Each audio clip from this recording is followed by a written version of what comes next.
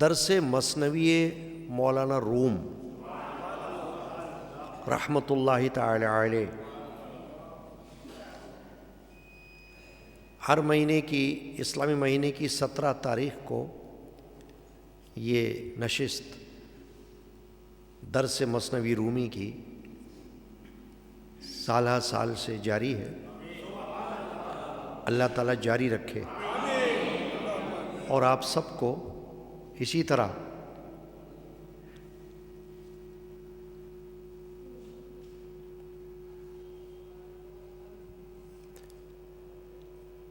حاضری کی توفیق عطا فرمائے۔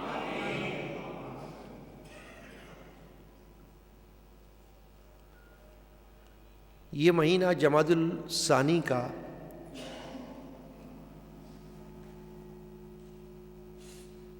جمادی الآخر کا جو مہینہ ہے، یہ حضرت مولانا محمد جلال الدین رومی رحمۃ اللہ علیہ کے عرس مبارک کا بھی مہینہ ہے۔ 700 سال سے زیادہ کا عرصہ گزر چکا ہے، مگر یہ ایک دلیل ہے اللہ کے قدرت کی کہ جو اللہ والے ہوں ان کو چاہے کتنے ہی سال گزر جائیں مگر اللہ پاک ان کی یاد، ان کی تعلیمات، ان کا ذکر ہر دور میں جاری رکھتا ہے۔ چنانچہ اتنی صدیاں گزر جانے کے باوجود حضرت مولانا محمد جلال الدین رومی رحمۃ اللہ علیہ کی یاد اور ان کی تعلیمات کا سلسلہ جاری ہے۔ بڑے بڑے صوفیاء کرام، مشائخ عظام نے مثنوی رومی کا درس اپنی اپنی خانقاہوں میں، آستانوں میں، درباروں میں جاری رکھا، یہاں تک کہ یہ درس کسی زمانے میں حرمین شریفین میں بھی ہوتا رہا، ترکی دور حکومت میں، اور مولانا روم علیہ رحمہ کا مزار شریف بھی ترکی میں ہے۔ عالم، فاضل، صوفی، شیخ، ہر طرح سے ان کا ایک رتبہ ہے، مقام ہے، جس کو تسلیم کیا دنیا نے۔ تو آج ان کے عرس مبارک کی فاتحہ بھی آج ہی شامل ہے اور یہ درس معمول کے مطابق مختصر ہو رہا ہے۔ اللہ تعالیٰ قبول فرمائے۔ مولانا روم کی جو عادت شریفہ اپنی مثنوی میں رہی ہے، طریقہ، وہ میں پہلے بھی عرض کر چکا ہوں کہ آپ کوئی حکایت بیان کرتے ہیں جس کو ہم کہانی سمجھ لیں، اور اس حکایت کی روشنی میں اس کا نتیجہ بتاتے ہیں اور اس کا ایک مقصد بتاتے ہیں، تاکہ حکایت کو سن کر، سمجھ کر اس کا فیض حاصل کیا جائے کہ اس حکایت کے پس منظر میں کیا سمجھایا جا رہا ہے۔ مولانا روم نے ایک حکایت بیان کی جس کا عنوان یہ ہے، قصہ آن دباغ کہ در بازار عطاراں از بوئے عطر بے ہوش شد۔ فرماتے ہیں ایک چمڑا رنگنے والے کا قصہ، کھال رنگنے والے کا قصہ، جو عطر فروشوں کے بازار میں عطر کی خوشبو سے بے ہوش ہو گیا۔ یہ عنوان ہے حکایت کا۔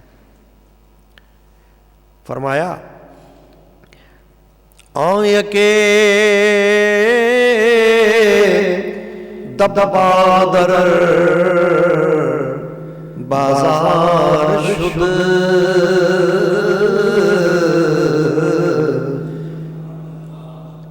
تا خرد آنچه مرا در کار بود،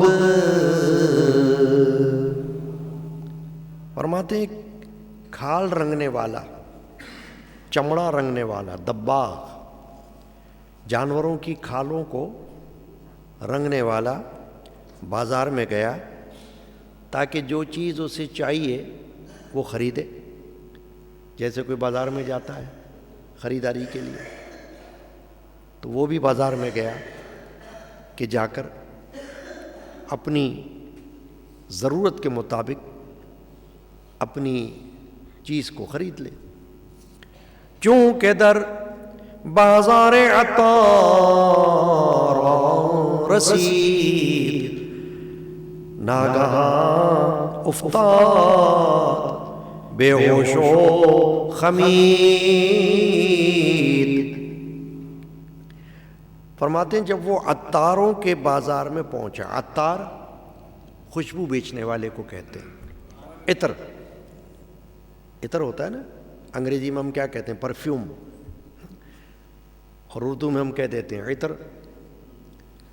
تو جو عطر بیچنے والا اس کو کہتے ہیں عطار، ٹھیک ہے نا. تو فرمایا وہ عطاروں کے بازار میں پہنچا جہاں خوشبوؤں کی دکانیں ہوتی ہیں، عطر بیچنے والوں کی.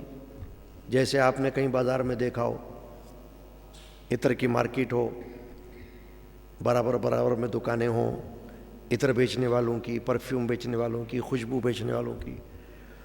اگر کوئی اس بازار میں چلا جائے تو خوشبو آئیں گی نا اس کو بہت، چاہے وہ کچھ بھی نہ خریدے مگر خوشبو آنا شروع ہو جائے گی. کیوں؟ کہ اس کے ہر طرف خوشبوؤں کی دکانیں ہوں گی، قسم قسم کے عطر، قسم قسم کے پرفیومز، ہے نا. تو ہر طرح کی خوشبوئیں اس کو پہنچ جائیں گی. فرماتے ہیں یہ جب عطاروں کے بازار میں پہنچا تو اچانک بے ہوش ہو کر گر پڑا اور خم کھا گیا، خم کھا گیا، جیسے کوئی ٹیڑھا ہو جائے ایسا ہو گیا، بے ہوش ہو کر گر پڑا. اب بے ہوش ہو کر گرنا سن کر یہ سمجھ نہیں آئے گا کسی کو، خوشبو سے کون بے ہوش ہو کر گرتا ہے؟ خوشبو سے تو اس کو بہت اچھا محسوس ہوتا ہے کہ سبحان اللہ. اگر خوشبو سے کوئی بے ہوش ہوتا تو لوگ عطر کیوں استعمال کرتے؟ پرفیوم لوگ کیوں خریدتے؟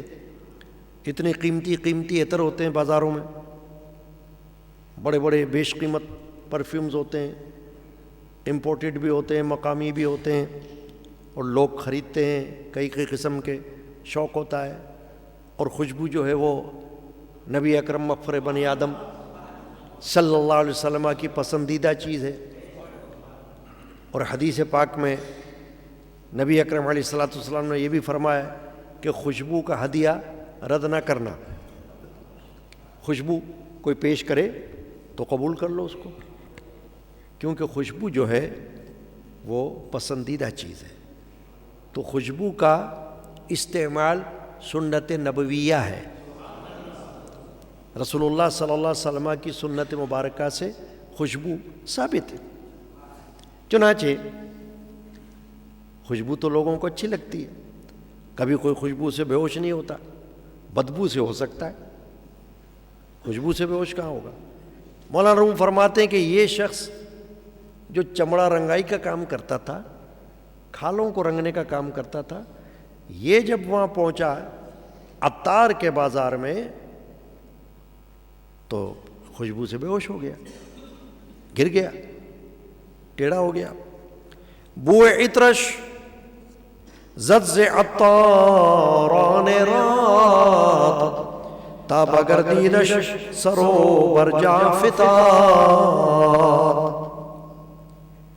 شریف عطاروں کی عطر کی خوشبو فرماتے ہیں اس پہ اثر کر گئی، اس کا سر چکرا گیا اور وہ دھڑام سے گویا کہ گر پڑا. ہمچو مردار او فتادا، ہمچو مردار او فتادو بے خبر، نیم روز اندر میں آنے راہ گزر. فرمایا دوپہر کا وقت تھا، وہ راستے میں مردے کی طرح بے ہوش ہو کے گرا پڑا. یعنی اب جو بے ہوش شخص ہوتا ہے نا وہ تو ایسا ہوتا ہے جیسے مردہ. بے ہوشی جو ہوتی ہے اس کی تعریف کیا ہے؟ وہ تو ایسی ہے جیسے کوئی مر گیا. بے ہوش شخص کو آپ چیرو پھاڑو اس کو پتہ ہی نہیں چلے گا. دیکھتے ہیں نا آپ، آپریشن کیا جاتا ہے، سرجری کی جاتی ہے کسی کی، کتنا ہی خوفناک آپریشن ہو، بے ہوش کر کے کر لیا جاتا ہے. کیوں؟ کہ بے ہوشی میں اس کو بندے کو پتہ ہی نہیں چلتا میرے ساتھ کیا ہو رہا ہے. چیرو پھاڑو ٹانکے لگاؤ اس کو پتہ ہی نہیں چلے گا. اگر کوئی تکلیف ہوگی تو ہوش آنے پر ہوگی. مولانا فرماتے ہیں کہ یہ شخص دوپہر کا وقت تھا، عطار کی بازار میں گیا، خوشبوئیں پہنچی اس کو، بے ہوش ہو کر گر پڑا مردے کی طرح. جمع آمد خلق بروے آزمان، جملہ گاں لاحول کو درمان کے نام. فرماتے اس وقت لوگ جمع ہو گئے، سب لاحول پڑھ رہے تھے، تدبیر کر رہے تھے. یعنی جیسے ہم پڑھتے ہیں لا حول ولا قوت الا باللہ العلی العظیم، کہ کوئی چیز بھی نقصان نہ پہنچائے. تو لوگ اس کو دیکھ کر فوراً ٹوٹ پڑے، جمع ہو گئے کہ بھئی کیا ہو گیا اس کو. یہ تو ایک ایسی جگہ ہے جہاں آ کر بندہ خوش ہو جائے کہ کتنی اچھی خوشبوئیں آ رہی ہیں، قسم قسم کے عطر کی، قسم قسم کی خوشبوئیں. بے ہوش ہونے کی جگہ تو نہیں ہے یہ. کیسے بے ہوش ہو گیا؟ آیا کہ کف بر دلو می برام، آیا کہ کف بر دلے اومی برام، وزگلا آن دیگرے بروے فشان. فرماتے ہیں کوئی شخص اس کے دل پر ہاتھ پھیر رہا تھا کہ کہیں قلب حرکت دل کی بند تو نہیں ہو گئی. دوسرا جو ہے وہ اس پر گلاب چھڑک رہا تھا، جیسے کوئی بے ہوش پر پانی چھڑکتا ہے نا بھائی، کہ پانی چھڑکو ہوش آ جائے اس کو. تو کوئی تو سینہ مسل رہا تھا اس کا، جیسے کبھی کوئی بے ہوش ہو جاتا ہے اور تکلیف ہوتی ہے، ہارٹ اٹیک ہوتا ہے تو دل کو پمپ کیا جاتا ہے تاکہ سانس بحال ہو جائے. تو کوئی تو یہ کرنے لگا، کوئی گلاب چھڑکنے لگا، عرق گلاب، کہ اللہ کرے جلدی سے ہوش میں آ جائے. پتہ نہیں کیا ہو گیا اس کو. اونمی دانست کندر مرتعا، از گلاب آمد ورائی واقعا. فرمایا اس کو یہ معلوم نہ تھا کہ چراگاہ میں گلاب ہی سے تو اس کو یہ واقعہ پیش آیا ہے. یعنی جو گلاب چھڑک رہا تھا نا جو بندہ، اس نے یہ خیال نہیں کیا کہ یہ جو جس بازار میں آیا ہے یہاں تو گلاب کا عطر، چمیلی کا عطر، فلاں کا عطر، فلاں کا عطر، ہر قسم کے تو عطر ملتے ہیں، تو یہاں تو خود گلاب ملتا ہے. وہ اس پر گلاب چھڑک رہا تھا. مولانا فرماتے ہیں اس کو یہ خیال نہیں آیا کہ بھئی یہ تو خود گلاب کے تو بازار میں آیا ہے، گلاب کے عطر یہاں پر بیچے جاتے ہیں، ہے نا. جیسے آپ دکان پہ خریدنے جاؤ، کہتے ہو بھائی ذرا گلاب والا عطر دے دینا، کوئی کہتا ہے چنبیلی والا دے دینا، کوئی کہتا ہے حنا والا عطر دے دینا، کوئی کیا کوئی کیا کوئی کیا، مختلف عطر. آؤ یا کہ دستش ہمی مالی دو سر، وہاں دیگر کہگل ہمی آمرد در. ایک اس کے ہاتھ کو مالش کر رہا تھا، ملتا تھا، اور کوئی سر کو ملتا تھا، دوسرا جو ہے وہ مٹی بھگا کے لاتا تھا تاکہ وہ سنگھائے کچھ کرے. یعنی جب کبھی ایسا کوئی واقعہ ہوتا ہے نا تو ہر ایک اپنی اپنی عقل کے استعمال کو کرتا ہے اور اپنی اپنی عقل سے سوچتا ہے. کسی کے ذہن میں یہ خیال آتا ہے یار ایسا کر کے دیکھ لو، کسی کے ذہن میں خیال آتا ہے ویسا کر کے دیکھ لو، ہوش میں آ جائے. اصل مقصد تو یہ ہوتا ہے بھائی کسی طرح ہوش میں آ جائے بندہ. تو جس کو جو سجائی دیتا ہے وہ کرتا ہے. وہ آ بخور اود و شکر زد وهم و دیگر از کوشش می کرد کم. تو مولانا فرماتے ہیں کہ وہ دھنی کی دوا اور عود اور شکر کو ملا کر کوٹتے تھے، اور کوئی اس کے پہنے ہوئے کپڑے کم کر رہا تھا. جیسے کبھی ایسا ہوتا ہے نا، کسی کو خیال آتا ہے بھائی اس نے کپڑے بہت پہنے ہوئے، گرمی لگ گئی ہوگی، گرمی سے بے ہوش ہو گیا ہوگا، چلو کپڑے اتار دو اس کے، ہلکا ہو جائے جسم اس کا. تو ہر ایک اپنا اپنا علاج، اپنا دماغ استعمال کر رہا تھا. کوئی نبض کو دیکھ رہا ہوگا، کوئی کچھ اور دیکھ رہا ہوگا. تو فرمایا پس خبر بردند خیشاراشتا کہ فلاں افتاد دست جافراب.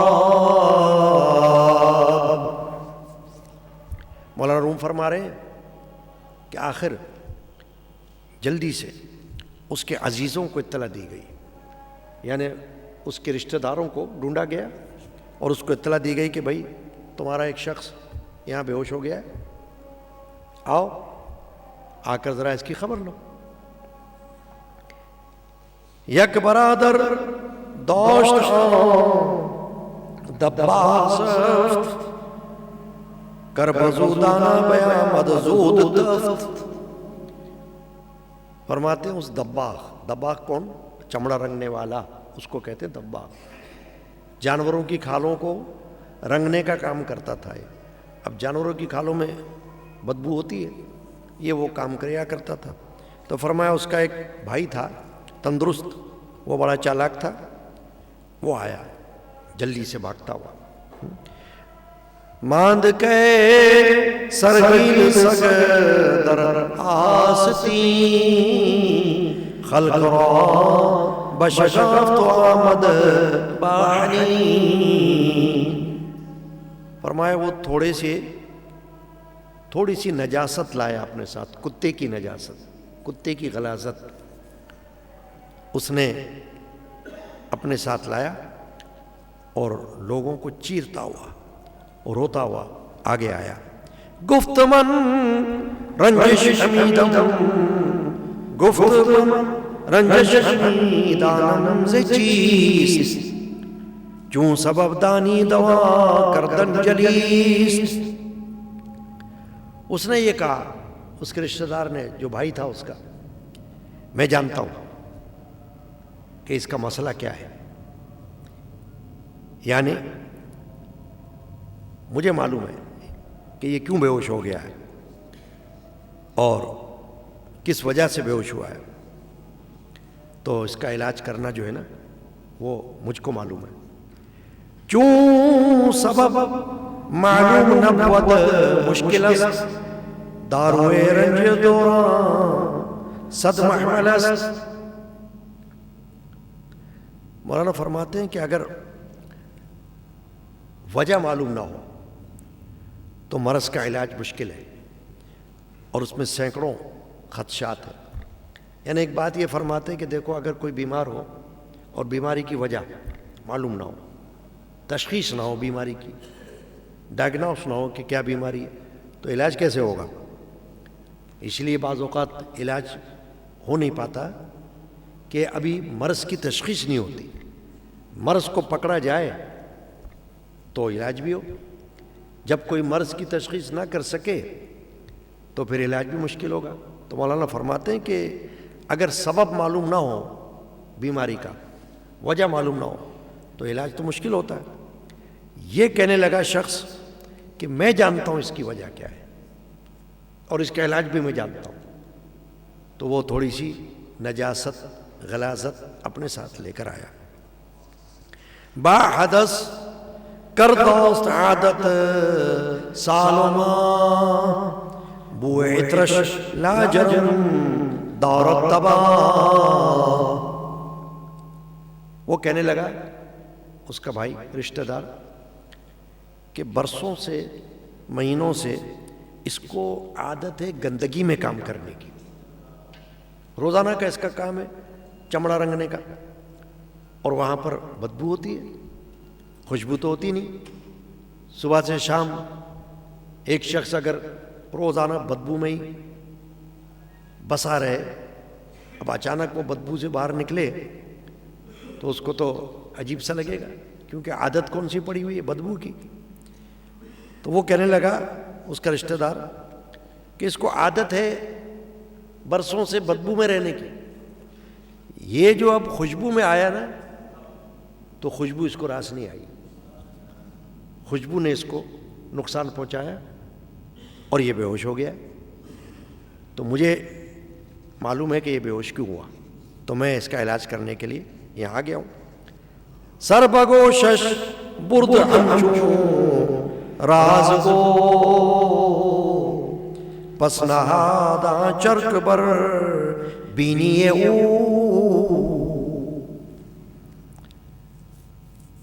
مولانا فرماتے کہ وہ سر اپنا راز کی بات سنانے والے کی طرح اس کے کان کے پاس لے گیا، پھر وہ گندگی اس نے اس کے ناک پہ رکھ دی. اس شخص نے جو آیا تھا کہ پہلے تو وہ اس کے قریب گیا جیسے کوئی بات کسی کو کہنا چاہتا ہوں، اور جب پہنچا وہاں پر تو وہ جو گندگی اپنے ساتھ لایا تھا نا وہ اس کے ناک پر رکھ دی تاکہ اس گندگی کی جو بدبو ہے وہ اس کو پہنچے.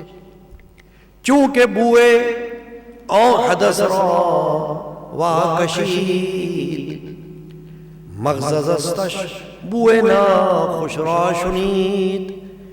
جو ہی اس دباغ نے جو بے ہوش تھا اس گندگی کی بو سونگھ لی، یعنی تھا تو بے ہوش مگر بو پہنچی اس کو تیز، تو اس کے گندے مغز نے مولانا فرماتے گندگی کی جو بو ہے نا وہ محسوس کر لی.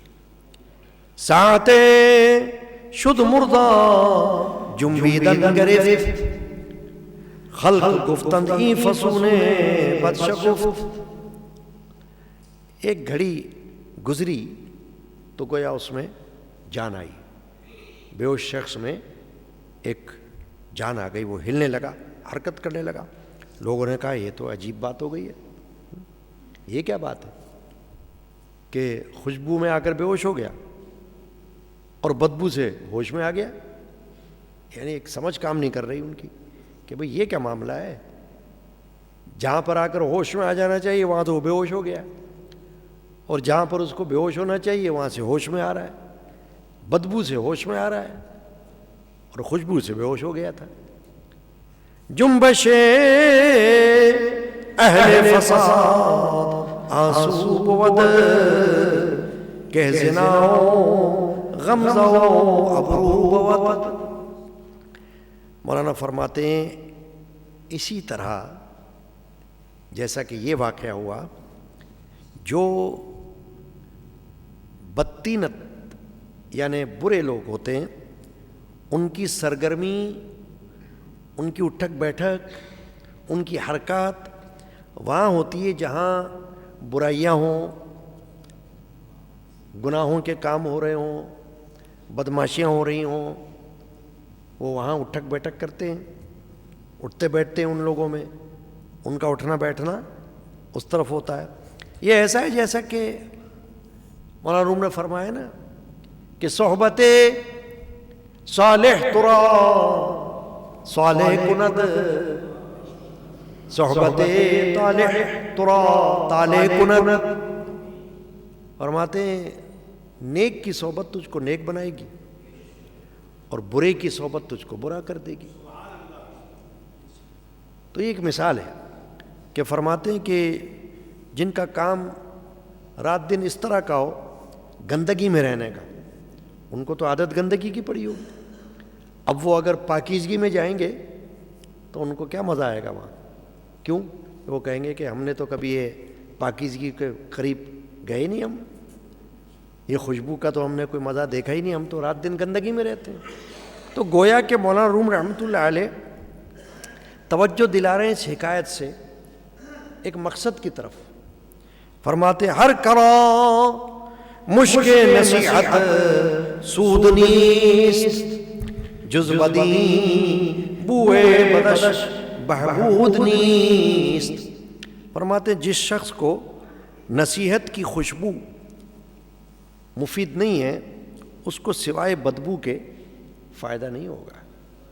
یعنی جس کو عادت ہی نہیں ہے اچھوں میں اٹھنے بیٹھنے کی، نیکوں میں اٹھنے بیٹھنے کی، اچھی صحبت کی اس کو عادت نہیں، موقع ہی نہیں ملتا اس کو، وہ کوشش ہی نہیں کرتا، وہ گندگی میں رہتا ہے، گندگی کی کیڑوں کی طرح، وہ تو اسی میں رات دن رہتا ہے. تو فرمایا اس کو نصیحت کیسے اثر کرے گی؟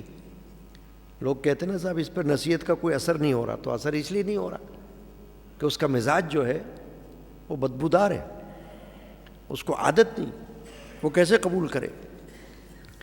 چنانچہ مولانا روم رحمۃ اللہ علیہ نے یہ جو ایک حکایت مختصر طور پر بیان کی، اس سے مراد کیا لی انہوں نے حضرت مولانا روم نے؟ آپ سمجھیے، یہ جو اشعار پیش کیے لکھے، اس میں جو واقعہ بیان کیا، اس سے یہ مراد لیا ہے کہ جو شخص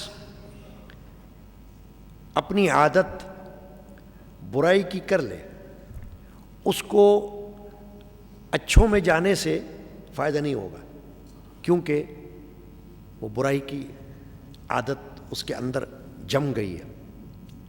مشکل ہے. ہاں، اللہ تعالیٰ کی اگر مدد شامل حال ہو جائے، نصیب اس کا اللہ تعالیٰ ایسا کر دے کہ اس کی زندگی میں انقلاب آنا اللہ کے حکم سے ہو، تو انقلاب آ سکتا ہے. ورنہ مولانا روم فرماتے ہیں یہ حکایت بیان کر کے کہ مر خبیثاں را نسازت طیبات بت فغاشا کے تطیرنا، مر خبیثاں را نسازت طیبات در غرو لائق نباشت ایسا. فرما رہے ہیں معتبر معزز لوگوں، جو خبیث طبیعت رکھتے ہیں نا، خبیث مانتے ہیں گندی طبیعت والے لوگ، ان کو نیک باتیں موافق نہیں آتی، راس نہیں آتی. ان کا تو حال دوسرا ہے، وہ ان کے مناسب اور لائق نہیں ہے وہ نیک باتیں. آپ نے دیکھا ہوگا اگر آپ کسی کو 10 بار بتاتے رہو کہ فلاں جگہ نیکی کی بات ہوتی ہے، تو اگر اس کو سمجھ نہیں ہے وہ نہیں آئے گا، کیونکہ عادت نہیں ہے، مزاج نہیں ہے. اور دوسرے معنوں میں اگر کہا جائے تو اس کی روح جو اس کے اندر گردش کر رہی ہے وہ نیکی والی نہیں ہے، کیونکہ روح کا بھی اثر ہوتا ہے. روح اگر اس کے اندر ایسی ہو جو نیکی کی طرف لپکے تو وہ بھی نیکی کی طرف آئے گا. ورنہ آپ اس کو لاکھ بولتے رہو کہ فلاں جگہ بڑا اچھا درس ہوتا ہے، فلاں جگہ بڑا اچھا ذکر ہوتا ہے، فلاں جگہ بڑی اچھی محفل ہوتی ہے، کہے گا ہاں بہت اچھی بات ہے، مگر اس طرف نہیں آئے گا. کیوں؟ کہ اس کا نہ مزاج ویسا ہے، نہ اس کی روح ایسی ہے، نہ اس کی عادت ایسی ہے، نہ اس کا اٹھنا بیٹھنا ایسا ہے، تو وہ تو پھر اپنے ہی طریقے میں رہے گا نا. تو مولانا روم فرماتے ہیں کہ یہی معاملہ ہے کہ اس شخص کا کہ جو رات دن چمڑا رنگنے میں اسی کارخانے میں کام کرتا رہتا تھا، تو اس کے تو جسم کے اندر بدبو بس چکی تھی. اب وہ جب گیا بازار میں کوئی چیز خریدنے اور عطر کی دکانوں میں گھس گیا، یعنی وہاں پر چلا گیا بازار میں، دوسری چیزوں کی طرح عطر کے بھی بازار تھا وہاں، تو عطر کے بازار میں اس کو جو خوشبو پہنچی تو ایک دم سے بے ہوش ہو گیا وہ، کیونکہ عادت ہی نہیں تھی اس کو. تو مولانا روم نے اس طرف توجہ دلا دی ہے کہ وہ جو اس کا بھائی آیا وہ اپنے ساتھ غلاظت لایا، نجاست، بدبو اس نے سونگھائی، وہ ہوش میں آ گیا. تو لوگوں کو سمجھ نہیں آئی کہ یہ کیا ماجرا ہے. تو اس نے بتایا کہ ماجرا یہ ہے کہ میں جانتا ہوں یہ میرا رشتہ دار ہے، میرا بھائی ہے، کہ اس کو تو روزانہ بدبو میں رہنے کی عادت ہے. یہ روز صبح گھر سے نکلتا ہے، بدبو کی جگہ میں جاتا ہے، وہاں رہتا ہے، کام کرتا ہے، تو روز کی بدبو اس کے دماغ کے اندر گھسی ہوئی ہے. اب جو خوشبو اس کو ملی تو یہ بیچارہ برداشت نہیں کر سکا اور بے ہوش ہو گیا. تو مولانا فرماتے اسی طرح نصیحت، ہدایت یہ ہر ایک کے سمجھ میں نہیں آتی. ہاں اللہ تعالیٰ اگر توفیق دے دے اور اس کی نیت بھی ہو تو پھر تو ہو سکتا ہے کہ اس کو فائدہ پہنچ جائے.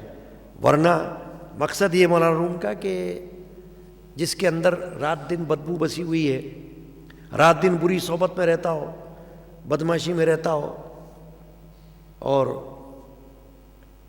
لوفر ہو، گندگی میں رہتا ہو، اس کو نیکی کے راستے کی کیا ہوش.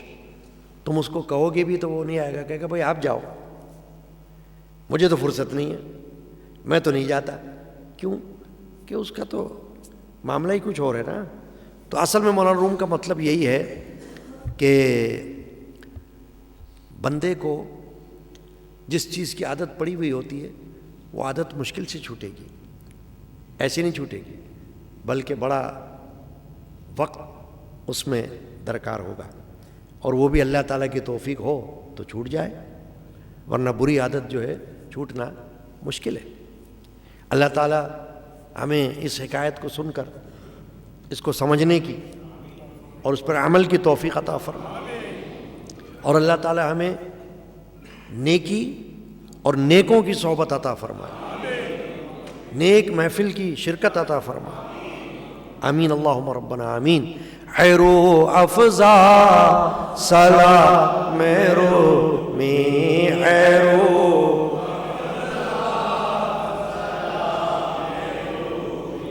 حیات ابدی حیات ابدی. آمین اللہم یا رب العالمین. جن جن حضرات نے دعاؤں کی درخواستیں پیش کی، اللہ تعالیٰ ان کی دعاؤں کو اپنی پاک بارگاہ میں قبول فرمائے. سدا بہار لنگر شریف کے لیے خادم ہمیشہ حاضر ہوتے ہیں، اللہ تعالیٰ ہمیں تعاون کی توفیق عطا کرے.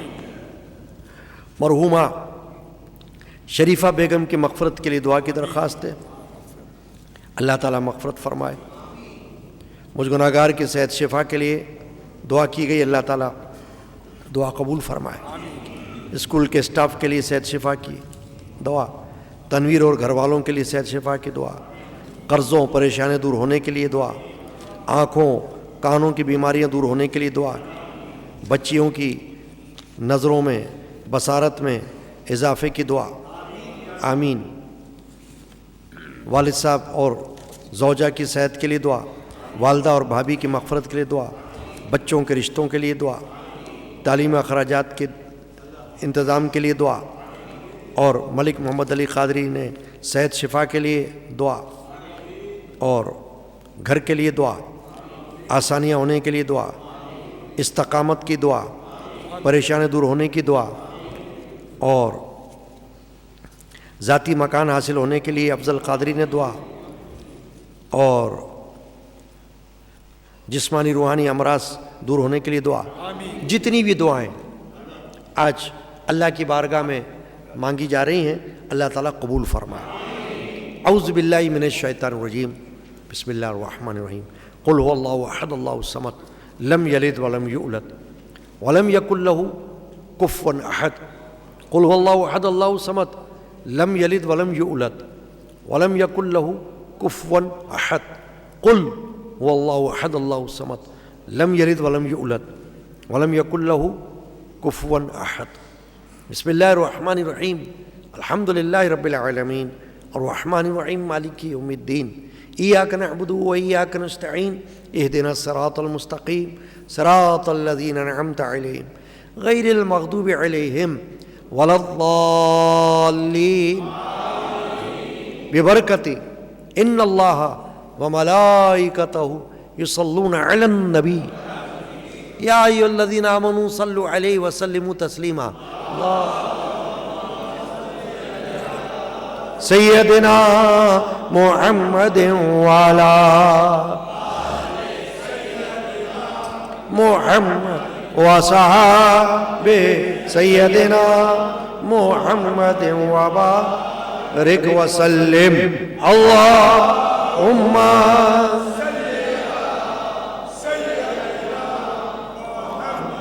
وعلی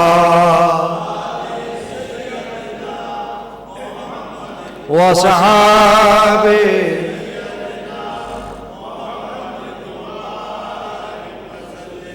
اللهم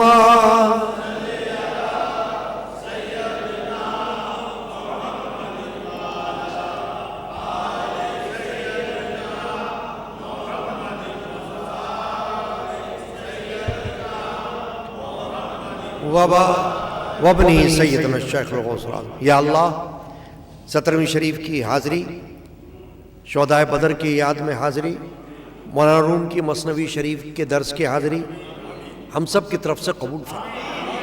جو کچھ ہم نے پیش کیا ہے سورہ فاتحہ، سورہ اخلاص، درود شریف، اس کو قبول فرما۔ حضور نبی کریم رحمۃ اللہ علیہ شافع المذنبین صلی اللہ علیہ وسلم کی بارگاہ اقدس میں نظر فرما۔